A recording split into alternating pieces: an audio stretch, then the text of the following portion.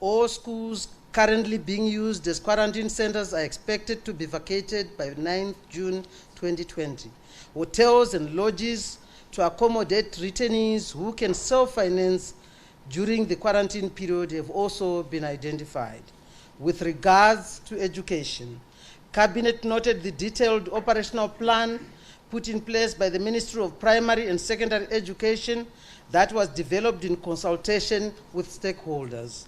However, following a marked increase in COVID-19 cases, Cabinet approved that only examination classes should initially open, and this can only happen when conditions of prevention and measures are in place. These measures include social distancing, limiting of class sizes, hand sanitization, and mandatory wearing of masks by both students and teachers at all times. Students will be expected to return home immediately after examinations. Depending on the outcome of the first phase, a way forward can then be mapped for the other classes, and the Minister of Primary and Secondary Education will subsequently issue a date for the commencement of the other classes. While acknowledging the critical role played by truck drivers in the movement of cargo across borders and between cities, Cabinet noted with concern that most truck drivers are testing positive for COVID-19, yet they are also now responsible for the illegal movement of passengers between cities. Then coming to Information and Communication Subcommittee. The Information and Communication Subcommittee has trained traditional leaders from Mashonaland Central, Mashonaland East, Mashonaland West, and Matabeleland South provinces on the risk of harboring returnees in the communities without reporting to the relevant authorities. The traditional leaders have since been incorporated into the Information and Risk Communication Subcommittee. Then coming to the government also has two programs that are currently underway to ensure food security for the vulnerable groups and the informal sector members who are affected by the COVID-19 lockdown. A total of 109,735 people out of 200,000 were paid cushion allowances of 180 per individual. The beneficiaries of cushion allowance have to meet set criteria. And then on the rehabilitation of boreholes, 2,033 boreholes and 31 piped water schemes, a total of 1,340 water points have been rehabilitated countrywide since the beginning of the exercise. During the reporting period, 218 water sources were rehabilitated countrywide. To augment water supplies, bulk water supply tracking is being carried out in Harare, Chitungwiza, and Bulawayo since the 3rd April 2020 by private bulk water trackers and development partners. Then coming to the production of PPE. On the production of PPE to fight COVID-19, the Materials and Production Subcommittee will work in collaboration with the Ministry of Health and Child Care to develop a gap analysis at provincial level and engage more SMEs and private companies, including women and youth. To this, Cabinet further agreed as follows. A, that the names of people absconding from quarantine centers be published. B, that enforcement agents should be capacitated to effectively enforce level 2 of the lockdown, as there is an increase in the number of people defying the lockdown. C, that truck drivers found carrying passengers without authorization be penalized. D, that truck drivers should be educated on regulations governing their operations in Zimbabwe at the borders. E, that further guidelines for the mandatory testing of truck drivers will be availed soon. And finally, F, that henceforth, ZUPCO buses increase the carrying capacity of their buses subject to mandatory temperature testing, wearing of masks by passengers, and the buses being sanitized and disinfected after every trip. Then we went to receive a report on the Zimbabwe National Trade Policy and National Export Promotion Strategy 2019-2023. Cabinet considered and approved the Zimbabwe National Trade Policy and Export Promotion Strategy And this was presented by the Minister of Foreign Affairs and International Trade, Honorable S.B. Moyo, who is the chairman of the Cabinet Committee on Trade and International Cooperation. Overall, the policy seeks to make Zimbabwe a transformed, dynamic, and internationally competitive economy driven by robust domestic and international trade. Essentially, the policy proposes an exports roadmap that will realize $7 billion worth of exports by 2023 and $14 billion in export value by 2030. The trade policy and export strategy acknowledges the need to promote mutually beneficial trade with external parties, while simultaneously taking into account the challenges that impact on local industry as well as the country's bilateral, regional, and multilateral obligations. It is noted that restrictions currently in place to counter COVID-19 outbreak have slowed down global trade. Nonetheless, the country should thereafter implement a clear trade policy and export strategy to fully harness market opportunities. The specific objectives of the national trade policy and the national export strategy are as follows.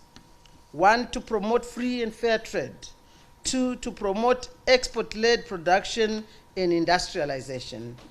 3, promoting the diversification of export products and markets to increase the national export of goods by at least 10% annually from $4.5 billion in 2018 to $7 billion in 2023.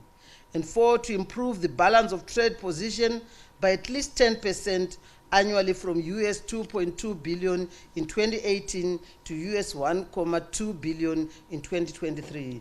And finally, to improve Zimbabwe's ranking on the World Bank's trading across border distance to frontiers index from 54.34% percentage points in 2018 to 65 percentage points in 2023 and 75 percentage points in 2030.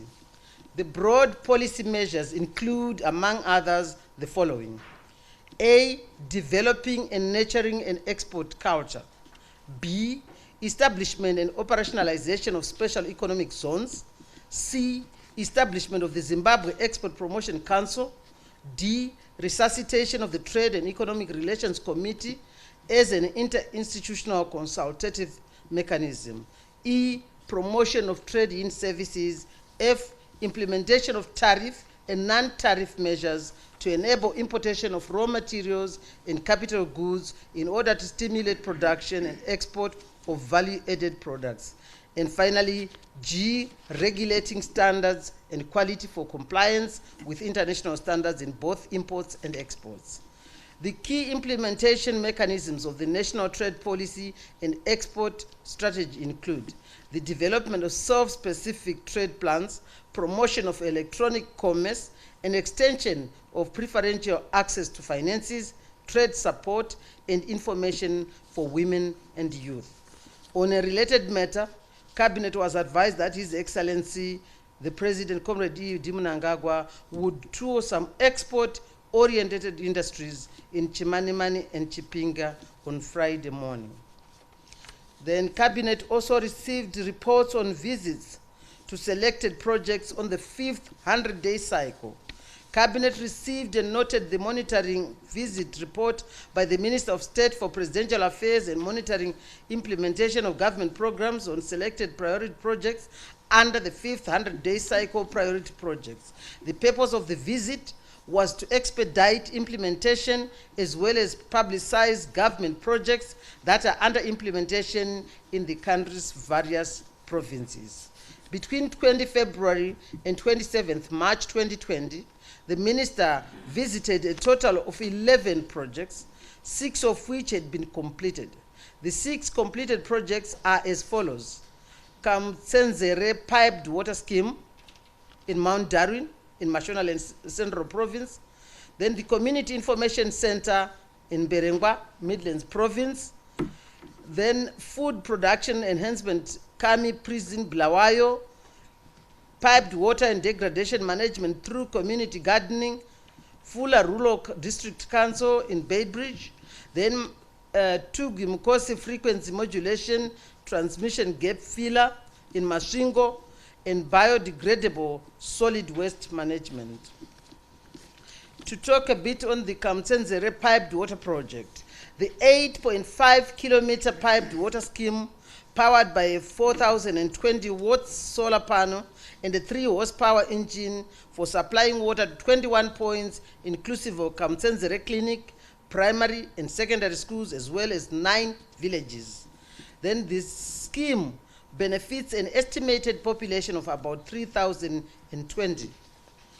Then the other project, which is Community Information Center in Berengwa, the project is meant to increase access to information communication technology services in both urban centers and rural growth points countrywide.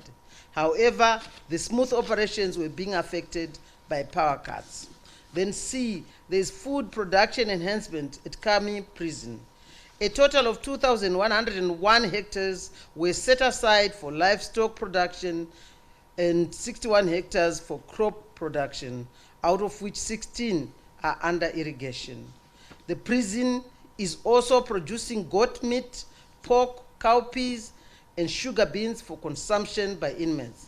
And the farming model, which is providing supplementary feeding to other prisons in Bulawayo Metropolitan Province, is being replicated at Chikurubi, Gwanda, Konmara, and Plumtree prisons with noted progress. Then the other project, which is piped water and land degradation management through community gardening, Fula, which is in Fula Rural District Council, Beitbridge. A motorized borehole is the source of water for the market gardening and tree plantation project. Land rehabilitation and conservation of the catchment is through the establishment of an orchard with fruit trees and aquaculture activities. The gardening project, which is 2 hectares in extent and fenced, is being implemented by a 7-member committee. Then the consolidated garden provides a reliable source of food for the villagers in the semi-arid district. Then Tugwi Mukosi FM transmission gap filler project. The gap fillers are meant to improve transmission and access to frequency modulation FM radio by disadvantaged communities. A 1 kilowatt transmitter was installed as a gap filler to address the challenge of non-reception of radio waves due to mountainous terrain and obsolete equipment at Glenlivet. And finally, the project of biodegradable solid waste management project. Government is promoting green energy, which is clean, cheap, and friendly to the environment. 1 biogas digester installed has been at Chief Charumbira's homestead. The biodegradable solid waste management project is being replicated in Matabele North and Masvingo provinces. The other ongoing projects visited by Honorable Gumbo included the construction of the Mount Darwin Magistrate Court, Wange Thermal Power Station expansion, infrastructure development at Mkomo Polytechnic College in Gwanda, the Cholocho Disaster Recovery Housing Project, and the Mabula Sewer Treatment Plant in Shawan. Going forward, government is now working on the 100-day cycle post-COVID-19. I thank you for listening. Thank you. Back to you. Chair. Now we are at the stage we are going to take questions from you members of the media. We start with you, Shambabwe. Thank you, Dr. Shambabwe from Zintex TV. My first question goes to the Minister of Information, because I don't see Minister Zemo. When the Zuko buses started to carry fewer people, it was because there was need to observe social distancing. We are now at level 2 or level 4, so it means more people are traveling. So now you're called to say let's have more people being carried in Zuko. Is it not going against the main objective in the first place of observing social distancing? Why not just let the private players come back and enforce stricter regulations? Rather than to have people squashing in Zucos, why not open up the space for private players to come and just monitor them? And then to the Minister of Social Welfare, $180, which is going to go up to $300 this June going forward. The bread basket or the family basket for a family of 6 is now at 7,000 as of Monday. So surely, even if you have to pay people $300 and they're not getting any extra income, how will this help in face of soaring inflation? Thank you. Thank you. Any other question? Yes, please. Thank you very much. My name is Ramadan from the Iraq. My question is probably directed to the Minister of Youth and Child Care. It goes as follows. What assurance is there that the state of increase in cases of confirmed cases in quarantine centers is not as a result of absence of adequate measures in those centers, such as observance of social distancing and so forth? Are we sure that these detainees are coming back positive or they are getting infected while in the centers? Thank you. Okay, thank you. Yes, please. Effort Secure SABC News. My first question goes to the Minister of Education. We hear that you say schools that are being used as quarantine centers have to be vacated by the 9th of June. At the same time, there is no plan to open schools, or only examination classes are going to open. But a lot of parents have been asking, what happens, or what plans do you have in the meantime before you announce when schools will be open? What plans do you have for parents that cannot afford online lessons for their children? Since now school children have been out of school for more than 2 months, and most of them, are far behind. Then my second question goes to the Minister of Information. You state that we are still under level 2 lockdown, but my experience today felt like we're back to the first or the original level, where if we're only uniformed and okay, let me just say out my experience. I passed through a police roadblock, and I was told only nurses, police, and the army were allowed to pass. This was at Showgrounds roadblock. In the afternoon I was coming. And I did ask, and I produced my press card, and they say that that is the new development and that is the new instruction. So I just need to get an understanding which level and what is required for us to be able to be moving around. Thank you very much. Okay. Last one. Anything on the other side?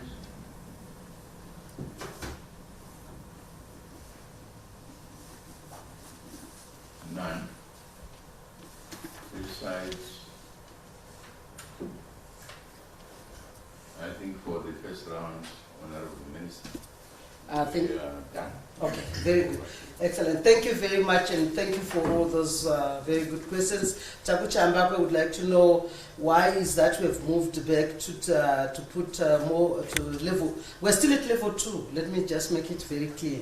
But we are actually looking at the problems which our populace are actually encountering at bus stations.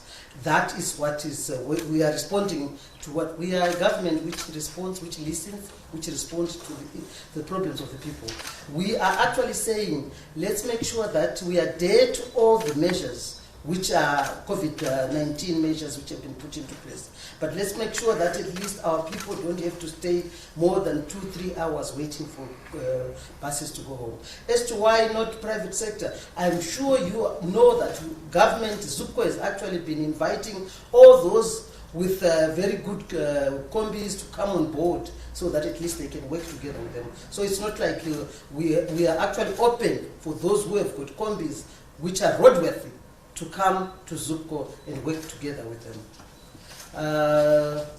Certainly, the second question was to Professor Murugura. I think the 180, which is moving to 300, and says with 300, how will the family survive in this soaring inflation? Is Professor Murugura here? Professor Mavima. Yes, that's right. Professor Mavima.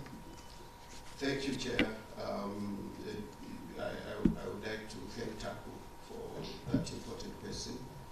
Yes, indeed, in the first month we paid 180, and starting June we're going to pay $300. So we've upped it a little bit, but let me say that we are still making representations to Treasury to see if it can be increased beyond the 300. But having said that, I would like everyone to understand that the idea was not really to offer something equivalent to the food basket. It was understood that it would really offer the basics and the staple. And the idea was also to link it with what we have been providing to social welfare, to the vulnerables. So that's where we are. And I also want everyone to understand that we are doing this in conjunction with other programs, including making sure that the subsidized minimum is made available to Zimbabweans, especially the vulnerable ones. And Cabinet is working on a program for both the milling as well as the distribution of the subsidized minimum, which we think that once that is done, it will actually provide some relief to Zimbabweans who are vulnerable. Thank you. All right, thank you very much, Professor Mavima, for that. And SABC, Musekiwa, the question is directed to you, Honorable Matema, Minister of Primary and Secondary Education. And his question is, we hear that you are saying schools should have been vacated as quarantine centers by the 9th of June. And you also went on to say a lot of parents are worried and they are not able to afford the e-learning. What plans do you have for those parents who can't afford the e-learning? Honorable Minister. Thank you, Commissioner. Thank you, Secretary SABC, for the questions. Yes, all schools that are being used now for the quarantine of detainees will be vacated by the 9th of November of June in preparation for the opening of the schools. But as we all know, we'll start with examinations first before we open the schools for everybody. Yes, we are aware as well that under the circumstances, children are finding it difficult to access, some children are finding it difficult to access learning, and we are committed as a government that all the time our children, in fact not only just children, we also have non-formal education adults who are learning through the Ministry of Primary and Secondary Education. This is why we work with some partners. For instance, we have through Zero, which is a platform being used by children. 1.6 million children already are accessing this. And we are also aware that we have areas where we may not have the internet connectivity. We are working on our TV and radio studios at the Curriculum Development Unit near UZ here, so that we have radio lessons and TV lessons for our children. But we're also working on creating a centralized system that will be used by every child in Zimbabwe right across the country. And we're working, handling this issue together with our partners, together with the Minister of Finance. A budget has been presented to the Minister of Finance so that e-learning or online learning is accessed by all our children, including the use of our cell phones. Virtually every family has a phone out there. But what it also means is that we need also to educate the parents of the guardians as to how to assist their children to use or to access this education, new education system, new normal, that what we're witnessing now. And indeed, it's going to be there forever. It can't be changed. It can't run away from us. So as a ministry, we're preparing ourselves so that whatever happens, every child in Zimbabwe must continue their learning. Thank you. Thank you very much, Minister Matema. Let me come to the last question, which also was from, SABC, right? Yes. This is about whether we are still under level 2 in terms of our lockdown measures. Yes, we are. We're still under level 2. But as you were listening, as at 1st June, which is yesterday, the country is now recorded 203 confirmed cases. There is need, and I'm actually urging the populace, the people in this country, that your behavior towards COVID-19 shouldn't be characterized by the complacence and fear of the law, rather fear of the COVID-19, to know that we have to stay at home. Yes, it's critical that sector or the industry has got to work, economy has to move at the same time.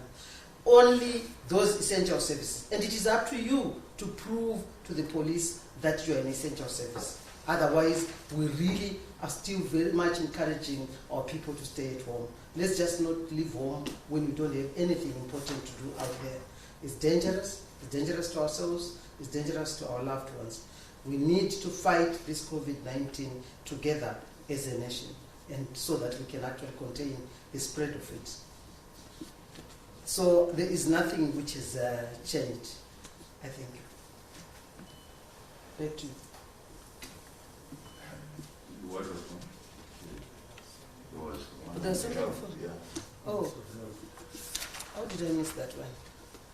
It was asked by who? Do you have it, Minister? Yes, it was the comrade right at the back. Murgira. Okay, all right, okay. So Murgira, I wanted to know, Minister, yes, I got that question. Minister of Health, if you can just give an assurance, is there adequate adherence to the COVID-19 measures in those quarantine centers? Because this question is actually saying, are those returnees coming back home positive, or are they getting infected whilst they're in the quarantine centers? I hope I got your question right. Thank you. Thank you very much for that question. It's a very tricky question, of course. You know, you can never tell what would have happened. But what is relevant is that we are ensuring that, you know, as they come in, the returnees are given proper advice on how they should use social distancing. You know, they are aware that they're in the quarantine area because of COVID-19. And therefore, they have to be well prepared to make sure that, you know, they do not end up being infected. But with regards to who is infected who, as far as we are concerned, we are more interested to see who is negative and who is positive. Yes, we'll educate them, but we want to know at the end of the day who is a positive case and who is a negative case. And immediately we take action with regards to those who are positive. They will have to be taken to the isolation areas where they will go through clinical management. It is also relevant to indicate that we've come up with guidelines on, you know, the use of these quarantine areas. We want everyone to be 100% certain of what it is that they're expected to do within that quarantine area. And at the same time, we've also strengthened our testing system. We want to make sure that everyone who enters on day one will be tested for using PCR. And as we sit here, I just had communication with the people on the ground. You know, they've indicated that We collected quite a lot of samples, like in Harare, and we want to clear that backlog and make sure that everyone knows the correct result right at the beginning. Those who are due for day 8, they must go be released, if they are negative. Those who are positive are also retained accordingly in the isolation centers.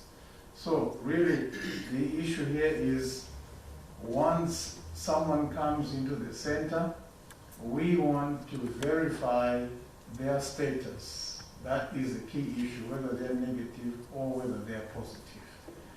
The issue of whether there is a cross infection within the quarantine centers, this is what we have to. It can only be verified,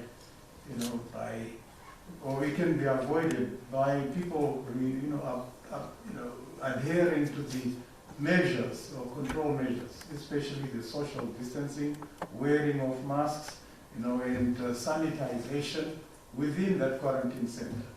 There is no excuse of not taking the precautions if you are in a quarantine center. In actual fact, they should be much, much more careful when they are in the quarantine center. But sometimes people become people from what we've heard. We cannot deny that. All sorts of actions happen, in the quarantine centers. So we want to be a bit more strict so that, we save lives. We don't want to have more cases arising as a result of the quarantine centers. But at the end of the day, the classification of whoever turns out to be positive from the quarantine center, they are classified as an import. They are an imported case, not a local transmission. Thank you. Thank you very much, Minister Abedaya Moyo. Back to you, the Chief Secretary, for the second round. Okay, second and last. We haven't heard from this side, and left side. Anybody who wants to? Anyone wants to ask? To pose a question on the left side. I think they are happy. Yeah. This side. They're all happy. Okay. So this ends our. Thank you very much. I just want to thank them and thank my colleagues, ministers. Thank you very much. We meet next week. Thank you, Honorable.